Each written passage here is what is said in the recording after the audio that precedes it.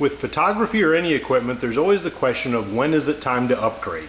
And this is what I went through in going from my ALPHA5000 Sony camera upgrading to the ZVE10 camera, which is still in the Alpha series. So I'm going to go through and take a look at both of them side by side, kind of review the ZVE10 and talk about what's better than that and an improvement over my old ALPHA5000.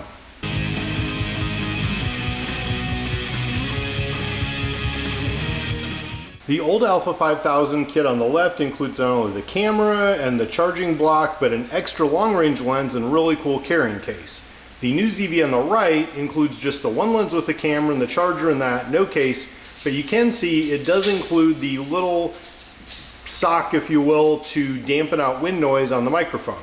The first thing I'm going to do with the new camera is to put the battery in it and get it charging so I can check out the features.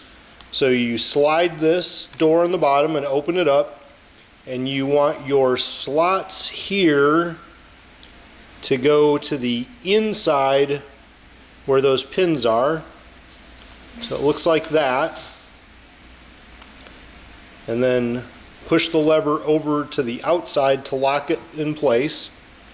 And then I'll take the charging block and cord to charge it. With the camera upright, you place the charging cable in the top port right there, and then when you plug it in, you can see the little orange light come on to say that you're charging.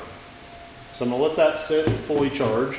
Now that the new camera's charged, we'll do the basics like attaching the lanyard, and we'll look at installing the little windsock. Just pull the tape off of the lanyard.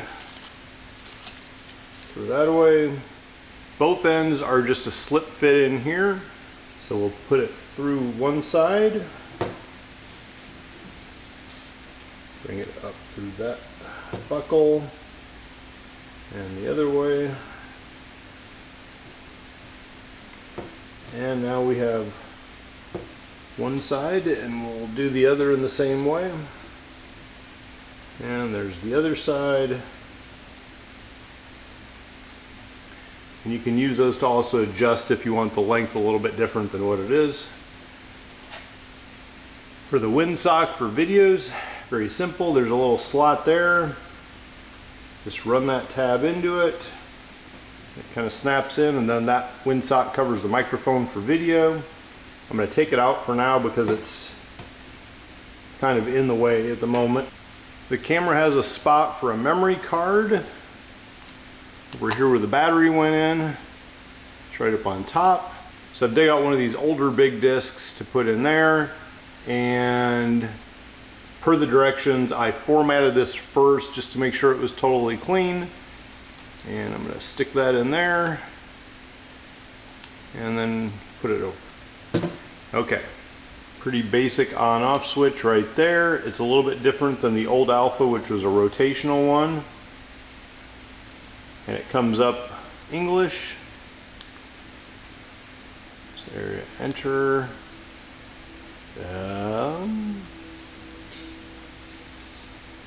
Okay, I'm in the Chicago time zone. Daylight savings. Sure. What time it is. Monday, 7/4.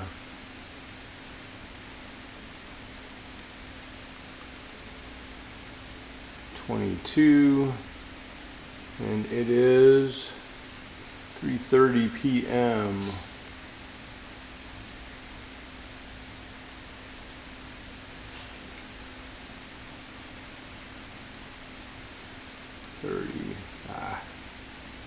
So it's AM. Oh, so you have to move the hours enough to get the AM to switch to PM. 30. Good. Enter. Format. Fine. Enter. It's telling me to load Imaging Edge. And it gives me a QR code, so I'm going to use my QR code.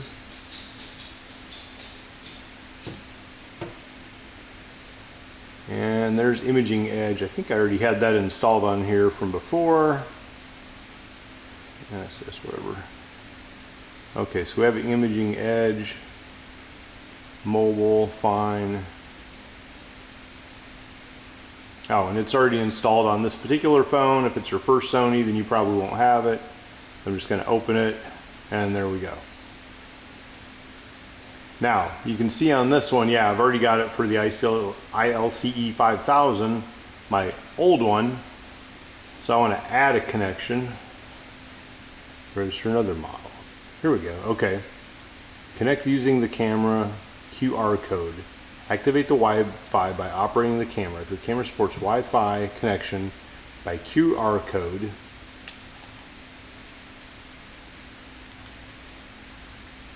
smartphone connect,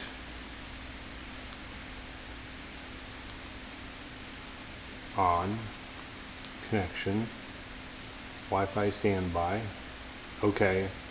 Now scan QR code on the app. Yeah, okay, whatever.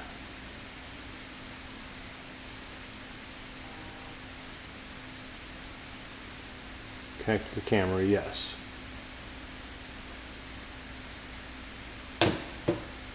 There, I'm going to connect. Now it says ZVE10. Okay, we're making progress. And if I want to do remote shooting, it is necessary to set Bluetooth to off in the smartphone when the movement of the shooting screen is not fluid. Okay. Okay. Your shoot mode down here has intelligent video, intelligence plus, and these are all the things that were from my other camera. On the old camera, you had intelligent auto, superior auto, which basically are the only two I ever really used. So that would be this one for pictures. And then you have other things here as well, night views and everything else, landscape and that. So I would go to this, and it does not, there we go. Okay, so there's my intelligent plus, and then I can take a picture. Boom, there's my picture. Okay. Oop, cancel.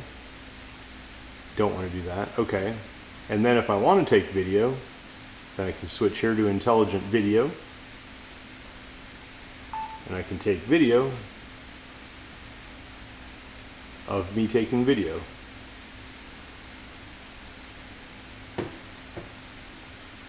And then stop when I'm done. This is one of the main reasons I wanted to upgrade cameras, because I couldn't do this kind of stuff with the old camera. For the old camera, if I wanted to take some kind of a picture of myself on the motorcycle, let's say, what I had to do was flip the screen up, turn it around,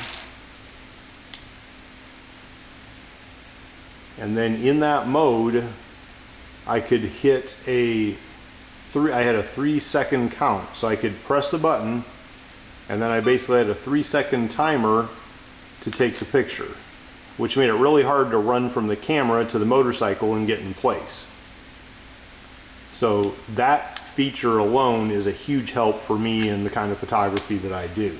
On the old one, you would just hit the record button down here to take movies. On the new one, you can do it from the app like I just showed you, or you can change the mode with this little button here. So let's say that I wanted to get out of the app. I'm going to end that remote shooting thing for now.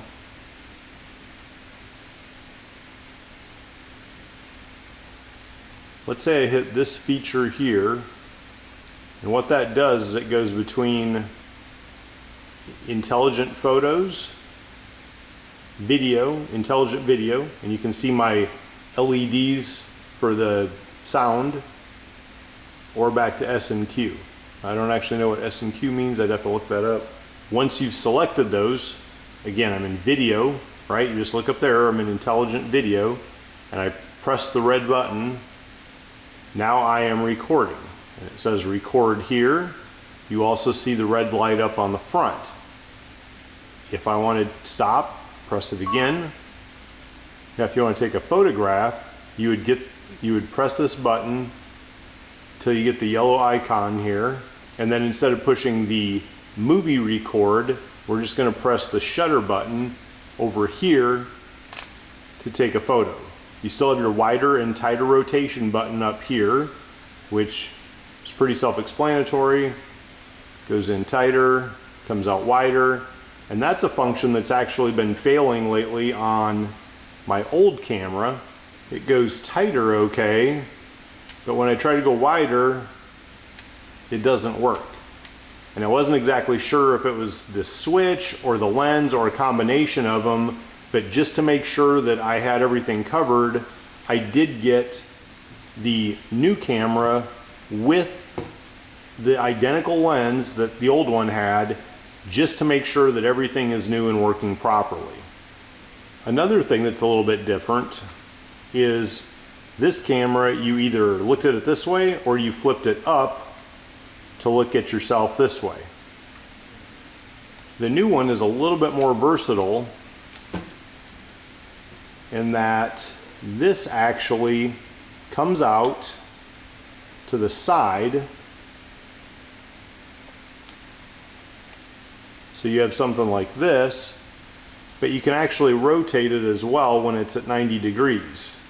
So I could rotate it and then put it out that way, and then I can rotate it back when I put it this way. Another feature on this, let me get in wider, is background defocus. So a lot of trendy pictures now you'll see where the thing up front is very clear and everything behind it is a little bit blurry. So let's say we wanted to do something like that, we could push this button and now that's in place. So with the defocus, if we go playback, if I go back to the menu, and I go to playback,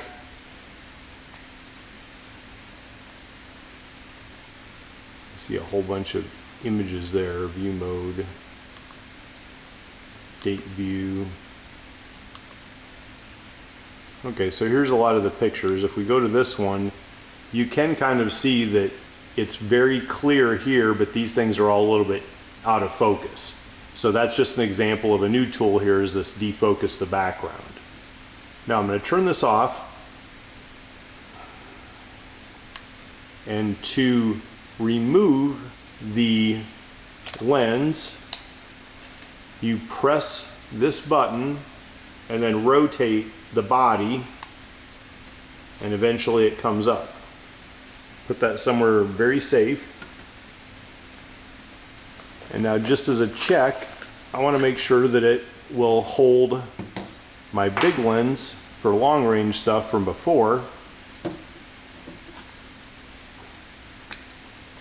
I'm going to take that lens and I'm going to find its home here. And these are the E-mount type lenses.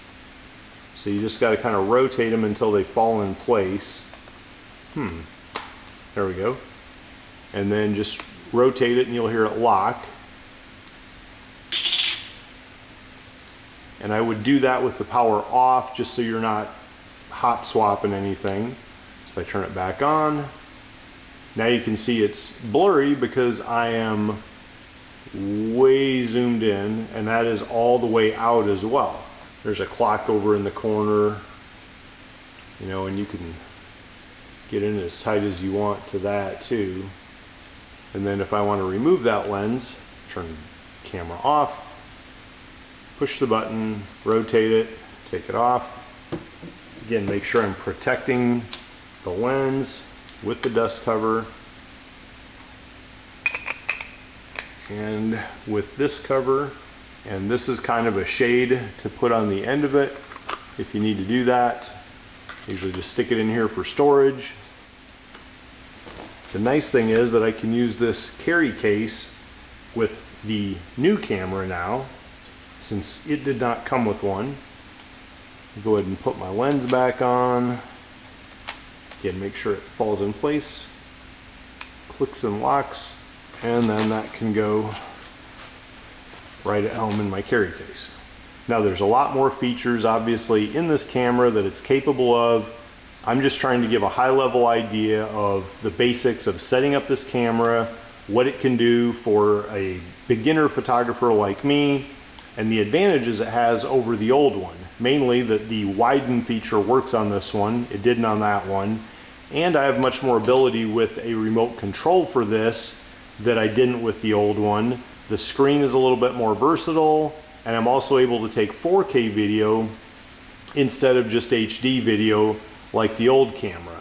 That way the 4K video I take with this will match this 4K video on the camera that I'm using to shoot this. If you're thinking about a camera upgrade, this is just an example of what some of the new technology offers us. This camera was in the $700 range, which is what I paid for this camera a few years ago that include the carry case and the second lens, but that was kind of a special deal at Costco. This I just ordered online though. You can get it without the lens if you already have an Alpha system and can reuse your lenses. And just as a reference, here are some different photographs I took with both cameras and how they compare. So you can see they both take really good photographs. I've been nothing but happy with the photographs this old camera has taken. It's just that the features like the remote control with the phone and the 4K video, and then the fact that the screen widening wasn't functioning right anymore is what drove me to do the upgrade with this one. I'm really looking forward to taking a lot of pictures with this and seeing just what it can do and how much the quality of the pictures have improved. And for the kind of photos and video that I want to do, this will be the perfect tool for that. Subscribe to my YouTube channel below and let's celebrate turning fuel and air into adrenaline.